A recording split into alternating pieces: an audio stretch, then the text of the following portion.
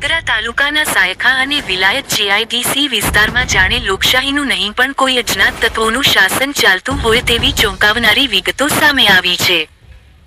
આમ આદમી પાર્ટીના દીપક પટેલ દ્વારા મામલતદારને લખાયેલા આકરા આવેદનપત્રથી ઉદ્યોગ જગત અને વહીવટી તંત્રમાં ફફડાટ વ્યાપી ગયો છે। આ વિસ્તારમાં છેલ્લા કેટલાક સમયથી કોઈ પણ સરકારી સહી, સિક્કા કે ઓર્ડર નંબર વગરના ગેરકાયદે બોર્ડ મારી દેવામાં આવ્યા છે, જેમાં પશુપાલકોના પ્રવેશ પર પ્રતિબંધ લાદી દેવાયો છે। એટલું જ નહીં, આ બોર્ડમાં કોઈ પણ ઘટના બને તો તેની જવાબદારી પશુપાલકની રહેશે જેવી એકતરફી અને જોહુકમી ભરેલી શરતો લખીને ગરીબ ગ્રામજનોને માનસિક રીતે ડરાવવાનો હીન પ્રયાસ કરવામાં આવી રહ્યો છે।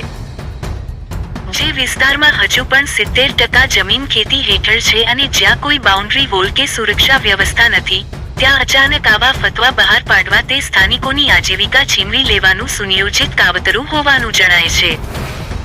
આ મામલો માત્ર બોર્ડ પૂરતો સીમિત નથી, પણ અહીં પર્યાવરણના નામે ખુલ્લેઆમ ઝેર રોકવામાં આવી રહ્યું છે।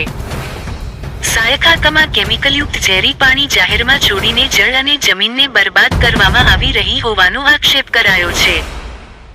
વારંવારની રજૂઆતો અને મીડિયામાં અહેવાલો ચમક્યા હોવા છતાં પ્રદૂષણ નિયંત્રણ બોર્ડ અને સ્થાનિક તંત્ર કુંભકર્ણની નિદ્રામાં હોય તેમ લાગે છે। શું તંત્ર આ ઉદ્યોગપતિઓના દબાણ હેઠળ છે, કે પછી પશુપાલકો અને ખેડૂતોના હિતોનું બલિદાન આપી દેવામાં આવ્યું છે?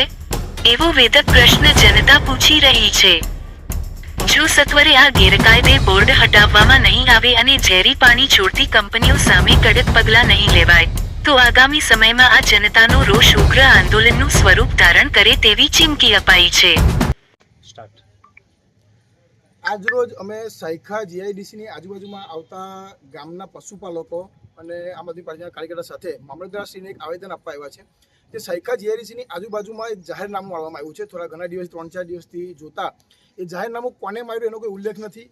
મામલતદાર કલેક્ટર સાહેબના શ્રીના આદેશથી મારવું જોઈએ, પણ એવું કોઈનો આદેશ ત્યાં છે નહીં। ને જાહેરનામામાં એવું લખ્યું છે કે પશુપાલકોને કેમિકલ હોવાના લીધે અહીંયા પ્રતિબંધ છે, એટલે આવવું નહીં, ને જો કદાચ આવશે તો પશુપાલકોને જે પણ નુકસાન થશે એની બધી જવાબદારી પશુપાલકના માલિકની રહેશે। તો મારે મામલતદારશ્રીને અમે આવેદન આપીને એક જ વસ્તુ કહેવું છે કે આ જે બોર્ડ માર્યું એનો મતલબ સીધો સીધો એવું થાય છે કે ત્યાંની કંપની કેમિકલ છોડે છે અને પશુપાલકો માટે પ્રવેશ નિષેધ આપ્યું છે। તો ત્યાં 70% જમીન હજુ ખેતી માલિકોની છે, એ લોકો જે ખેતી કરે છે એ લોકો પણ ત્યાં જાય છે। શું આવનારા સમયમાં એ માણસોને પણ અંદર જવાનું બંધ કરી દેશે?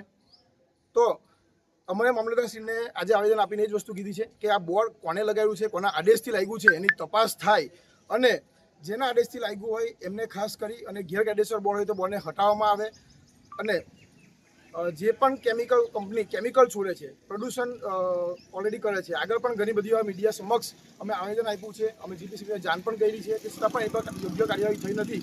તો એ કંપની પર કાર્યવાહી થાય, કેમિકલ છોડતી કંપનીઓને કેમિકલ બંધ કરવામાં આવે અને પશુપાલકોના રક્ષણ માટે યોગ્ય કાર્યવાહી થાય એવી અમારી માંગ છે। તાત્કાલિક ધોરણે આ બોર્ડ હટાવવામાં આવે અને કોના હુકમથી આ બોર્ડ વાગ્યા છે એની નોંધ લેવાય, એની તપાસ કરી અને એની પર યોગ્ય કાર્યવાહી થાય।